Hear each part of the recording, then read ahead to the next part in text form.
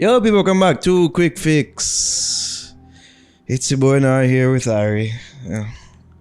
Oh, yes, so? Because I'm going to do this with you for about a month now. Just you. So. You want me to leave? I want Javi to be here. You want me to go? I don't want to say any of that. Just want Javi to be here as well. Yeah. Missy want video go online. One viral video on one girl, a woman, divorce court, and she's like, "You gotta propose to me. You gotta propose to me." Here we go, adding to the length of the video right now. Yeah. And she's crying. She's like begging him to propose. Alright, people, no time for Quik Fix, people. If you don't know what Quik Fix is, So this is me begging. Naro, Ari will tell you what it's all about. But before we get into that, tell them who it's brought to them by, Ari. Like you for love. Oh God. We're off the races. Quik Fix is brought to you by Pure24. It's time to buckle down after the holidays and really think about making better choices. Pure24 is an easy and delicious choice when it comes to getting your body what it needs. Entering this cold and flu season, anything you can do to boost your immune system is a definite plus, and you can do that with one scoop of their powders, a sip of their tea, or even some of their yummy gummies. Go to store pure24store.com. Product ships worldwide, and you can use the code THEFIX to get 15% off all purchases. Use the link in the description below. They are the only gummies you need for a better life. Of course, Quik Fix is also brought to you by Prism Marketing Consultants, the public relations and media platform catering to the Caribbean diaspora. All right, so let's jump right into it. Quik Fix is a roundup of the news that we missed throughout the week, so we're gonna get started. There we go. Grammy predictions. So the Recording Academy will be hosting the 65th Grammy Awards this Sunday, February 5, in the Crypto.com Arena in LA. So we already shared the nominees in the Reggae Academy, in the Reggae category, sorry. In the Reggae category, which includes first-time nominee Kabaka Pyramid with the calling, Coffee, the new Grammy Kid, we can call her, with her second nomination with Gifted, and rounding out the list are vets to the game like Sean Paul, Shaggy, and Protege, an all-Jamaican nomination. This year. So with the Grammy set to air over the weekend, Nara, let's be messy and give our predictions who will be the night's biggest winner. I don't know why this is a messy endeavor, but alright. You know, you're being, you don't know, you're just talking, you don't know, you don't like me, you're bad buying, like a camel. You're alright. Who I think will win? I think Shaggy will win. Who I want to win is Kabaka Pyramid or Sean Paul.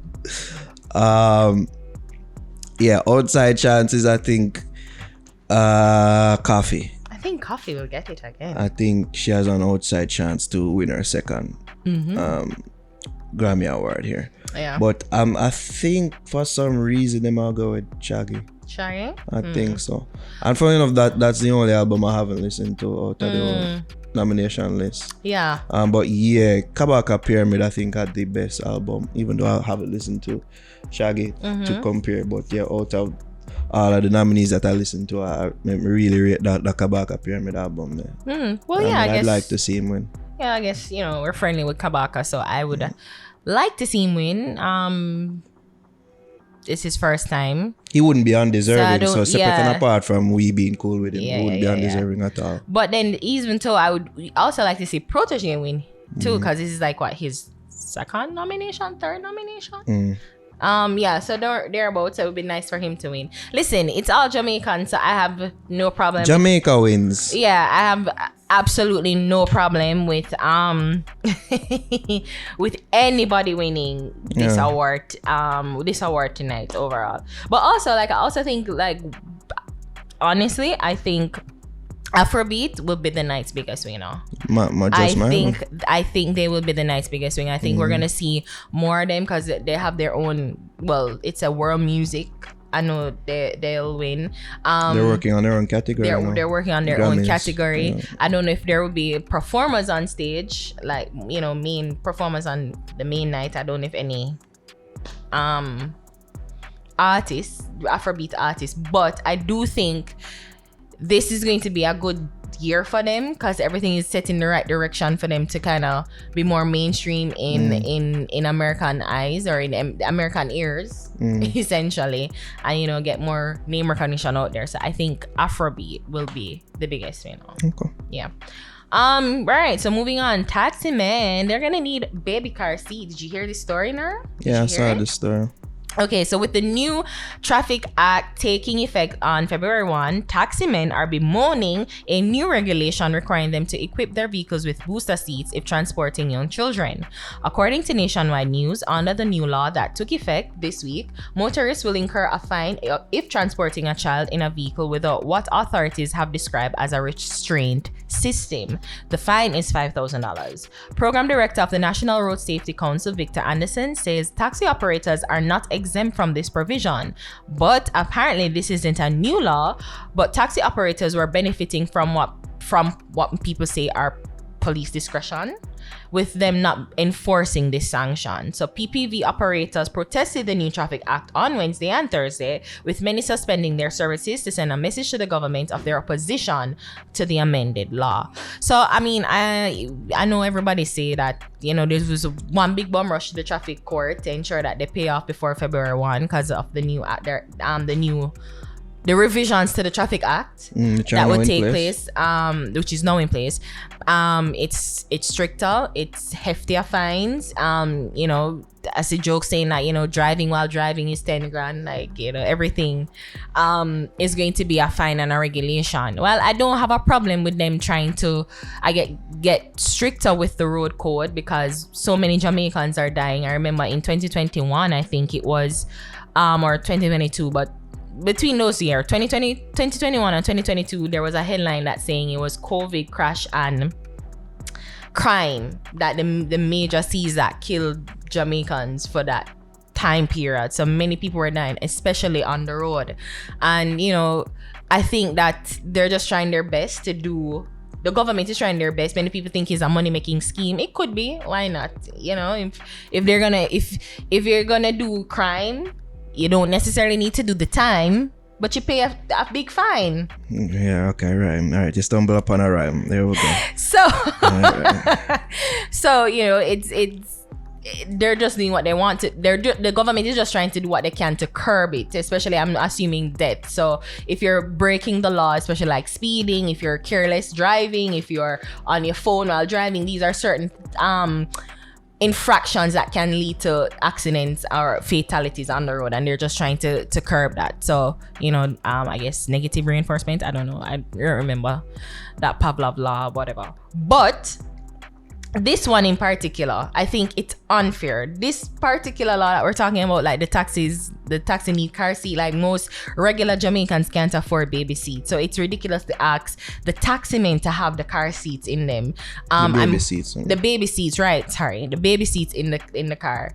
You know, I thought that having a parent holding the child was more than enough, but maybe it isn't. And I think that is one of the things that they're not taking into consideration. Whoever were the lawmakers, they really weren't taking that into consideration. So I hope that they still have the police give the discretionary and, you know, have them use them discretion with that. But, you know, I guess it really would depend. It really would depend on the taxi and the taximan. I can understand why taximen kind of take it personal because they just feel like it's a lot against them, or not taximen either, but PPV operators. They probably think it's like out to get them. But you guys are the ones that cause the most chaos on the road, so I can get that. But yeah, for the most part, I agree with you, Ari. I agree with Bruce Golden when he spoke out, questioning this and questioning if there was much thought really put into this. I don't want people like Warmington for father and cuss me and know, and say like I'm doing Bruce Golden, but yeah. I just think that much more thought could have been put into the finer details involved in refining this act. Yes, as you point out, the crash element has been a big part of, you know, people dying in the country for the past 2 years, you could say. And these are done with that in mind, making the rules stricter. Yeah. And Lord knows says it's coming like a wild west out on the road more time. True. But you know, I just feel like them can be a bit more thoughtful and somewhat sympathetic in a sense. Well, I guess what they're saying that too, it was always on the books, but the police use them discretion, so I'm hoping that they would do it. It's just I would hope that they raising. continue to. So it was just that every act or every regulation come with a heftier fine than the usual, so people see it, so it's just everything really. Me I don't walk foot anymore, so I'm sorry for so selfish. But if I was, I mean, I take taxi. Wouldn't want to sit down beside like no baby seat like that, and that's. That take up a seat. That take up a seat. Right. Yes, exactly. You know, potential. Are they paying adult fares? The baby, like if that, like all these questions. Yeah. So I just think that them little finer details they could have been a bit more thought out and executed. But as I say, like it's always been a law on the book, so I guess it's just everything raised, and then you know people are seeing it and then but it's for everybody, even for probably private I'd like passengers of course, who have their child and they're not putting the child seat in there. So I guess everybody who has a vehicle, if you're operating a vehicle and you have a child in the car and the child is not in the restraint system, you incur a fine. PPV or private operators. It makes sense. You know what I mean? Like you have your vehicle and you have a child, and it makes sense for you to have a baby seat. True. It's just how public transportation, how like our public transportation system work is like. Yeah, it not really makes sense. Like even for just regular passengers, like most ordinary Jamaicans can't afford a car seat, you know, and if you're taking a taxi, you can't necessarily afford I'm a guessing car the government look upon it like how you would look upon sex. Like if you can't afford a baby, don't have sex without a condom. Probably that's how them look upon it. I don't know. Somebody from the current government regime will have to explain this to make it make sense to me, because on the surface it don't really make sense to me and a lot of people out there. That's true. As I said, just hope they continue to use their discretion. All right, so finally we're moving on. Sizzla makes amends. You think so? I think so. I don't know. Let's find out.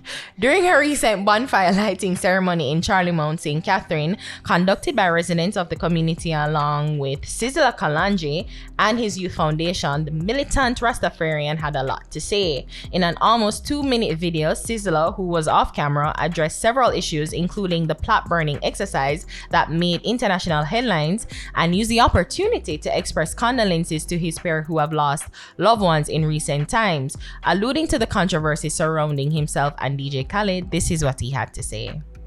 Big up all of my Jamaican artists and all Jamaican families, the poor people, the rich people, we are one people.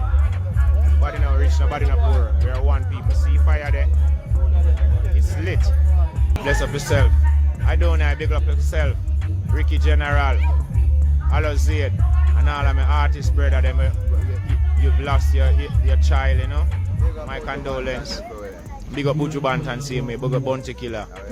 Big up everyone. Big up yourself, DJ Khaled. Big up everyone who make platinum. Oh, Dada burn the plaque. That's how it's going now. This is the love bonfire. Rastafari, Africa. Vanity, vexation of the soul.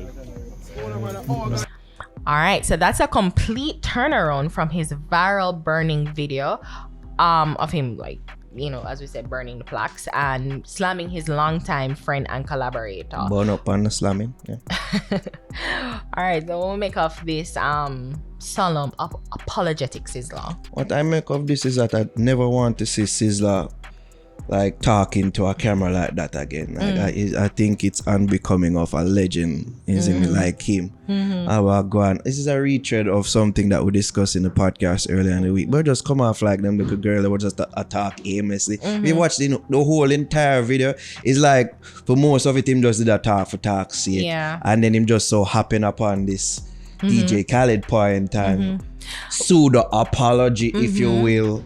As like it don't really match the energy in which the burning video was. So it's like, if you're going to put that out to the public, it needs to match the energy that initial video did. Probably them squash out and talk about things privately, which I think, and you were saying as well, that this matter should have been handled with in the beginning. But yeah, people are say he might talk through both sides of my mouth. I'm not stand for nothing. I'm not necessarily on that side of the fence. I'm on the side of the fence. I don't want Sizzla doing them thing again. Like, and yeah, if you are going to do something like this in regards to somewhat of a rescinding of what you did before, then it need for match that energy that the initial act had. True.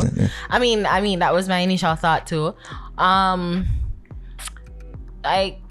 agree with everything that you said, because I think that if you're gonna be so fire burning in your initial video, I think even if you're, I don't think you need to come with that same energy, but at least the apology shouldn't be on a side. That's what I mean. He was talking about, he was making reference to Idonia and everyone who lost their son, their children, sorry. And obviously, I mean, the fire usually is bring out that, I'm a pyromaniac at heart. You know that. And I know what fire do. Like when you watch a fire, I know it's kind of hypnotic in a sense. So probably he was just on that energy of the fire, where he felt moved to just talk about the things that were heavy on his heart. So the all his colleagues losing their children, and of course that public thing that he had with Khaled. So he was just moved to talk about it. But I think that probably a proper video should be done. And singularly for that, for like an apology, if you're going to do, or if you're going to say anything about it. Because him could have just probably not say anything, but maybe, let people think what they want to think. Yeah, but, hopefully him and Khaled did squash it off the scene, behind the scenes, off the air, behind the scenes.